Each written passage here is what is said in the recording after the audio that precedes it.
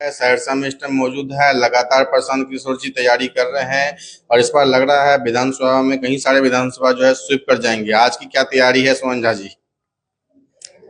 आज बैठक आहूत की गई है और बैठक आहूत करने की मुख्य उद्देश्य है कि हमारे जन स्वराज के प्रणेता आदरणीय प्रशांत किशोर जी का सहरसा की धरती पर आगमन होने जा रहा है।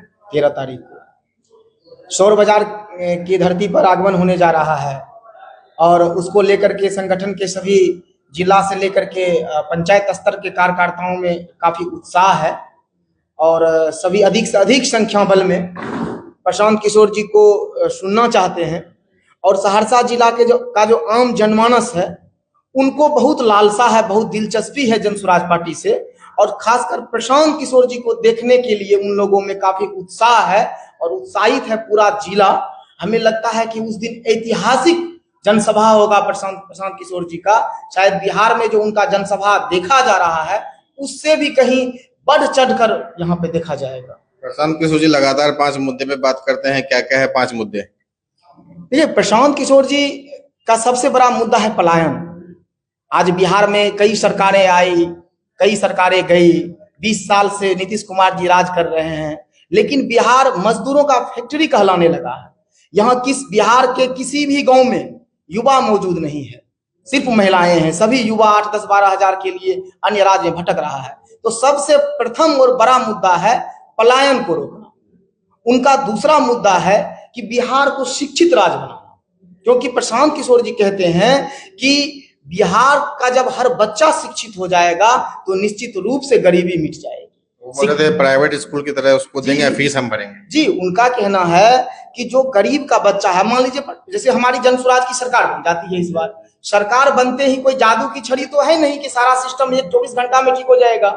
तो प्रशांत किशोर जी कहते हैं जब तक हम इस सरकारी सिस्टम को सुधारेंगे, नई व्यवस्था लाएंगे, तब तक गरीब अपने बच्चों को किसी भी निजी स्कूल में दाखिला दिलवा सकते हैं और उसका सारा खर्चा प्रशांत किशोर जी यानी जन स्वराज पार्टी की सरकार उठाएगी। और इनका तीसरा सबसे बड़ा मुद्दा है महिलाओं की सशक्तिकरण को लेकर कि अब हमारे बिहार की महिला जागरूक हो रही है। हमारे बिहार की महिला कमाना चाहती है, रोजी रोजगार करना चाहती है। तो प्रशांत किशोर जी 4% ब्याज दर पर महिलाओं को 4 लाख रुपया तक उपलब्ध कराएगी और बड़ी आसानी से। मंथली 4%? जी, नहीं, सालाना 4% ब्याज पर बड़ी आसानी से उपलब्ध होगा। और प्रशांत किशोर जी का और प्लान है कि किसानों को सुविधा हो। 1 लाख का मतलब पूरे साल का 4000 ब्याज हुआ। जी, 1 लाख का 4000 रुपया।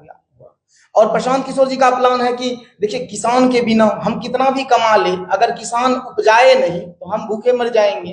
तो किसानों के लिए उन्होंने दिया है कि नरेगा के तरफ से उन्हें फ्री में मजदूर मिलेगा और उस मजदूर का खर्चा सरकार उठाएगी।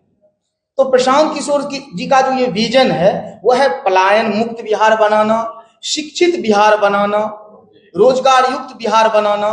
प्रशांत किशोर जी का मुख्य है कि पढ़ाई और रोजगार, ये मुख्य बिंदु है प्रशांत किशोर। शराबबंदी को किस तरीके से देख रहे हैं आप? देखिए, शराबबंदी तो कहीं नहीं है। शराब तो होम डिलीवरी हो रहा है, गली गली में शराब बिक रहा है।